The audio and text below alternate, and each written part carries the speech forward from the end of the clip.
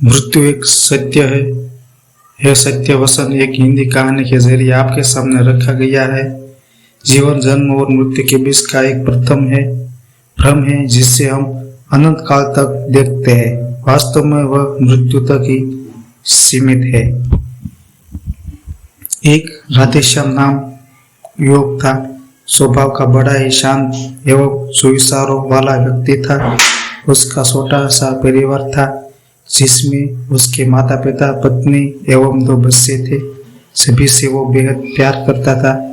इसके अलावा वो कृष्ण भक्त था और सभी पर दया भाव रखता था। जरूरतमंद की सेवा करता था। किसी को दुख नहीं देता था। उसने इन्हीं गुणों के कारण श्री कृष्ण उससे बहुत प्रसन्न थे और सदैव उसके साथ रहते थे। और राधेश्याम अपने कृष्ण तो देख सभी सकता था और बातें भी करता था। इसके बावजूद उसने कभी ईश्वर से कुछ नहीं मांगा। वह बहुत खुश रहता था क्योंकि ईश्वर हमेशा उसके साथ रहते थे, उसने मार्गदर्शन देते थे। राधेश्याम भी कृष्ण को अपने मित्र की तरह ही पुकारता था और उसने अपने विचारों को बांटता था। एक दिन राधेश्याम के पिता की तबीयत अचानक खराब हो गई। उन्हें अस्पताल में भर्ती किया गया। उसने सभी डॉक्टर के साथ जोड़े अपने पिता को बचाने की मिन्नतें की, लेकिन सभी ने उसके कहा कि वो ज्यादा उम्मीद नहीं दे सकते और सभी ने उसे भगवान पर भरोसा रखने को कहा।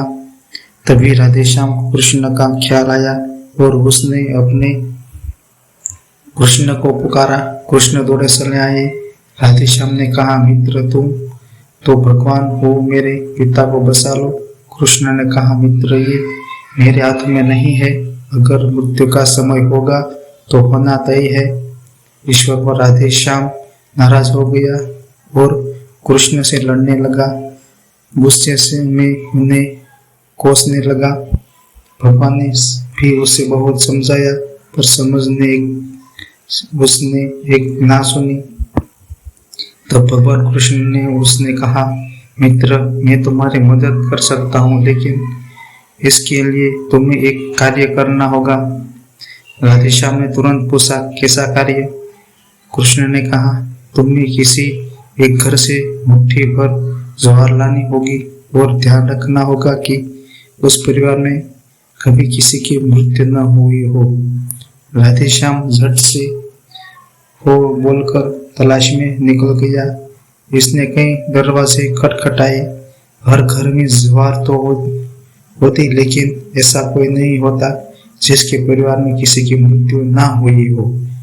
किसी का पिता, किसी का दादा, किसी का भाई, माँ, काकी या बहन 2 दिन तक भटकने के बाद भी राधेश्याम को ऐसा एक भी घर नहीं मिला। तब उसे इस बात का एहसास हुआ कि मृत्यु एक अटल सत्य है। इसका सामना सभी को करना होता है। इससे कोई नहीं भाग सकता और वो अपने व्यवहार के लिए कृष्ण से क्षमा मांगता है और निर्णय लेता है जब तक उसके पिता जीवित है उनकी सेवा करेगा। थोड़े दिनों बाद राधेश्याम के पिता स्वर्ग सिधार जाते हैं। उसे बहुत दुख होता है, लेकिन ईश्वर की दी उस सीख के कारण उसका मन शांत रहता है। दोस्तों, इस प्रकार हम सभी को ईश्वर सच को स्वीकार करना चाहिए कि मृत्यु एक अटल सत्य है। उसे नकारना मूर्खता है। दुख होता है, लेकिन उसमें पछताना गलत है, क्योंकि केवल आप ही उस दुख से पीड़ित नहीं है, अपितु संपूर्ण मानव जाति उस दुख से रूबरू होती है। ऐसे सच को स्वीकार करना, आगे बढ़ना ही जीवन है।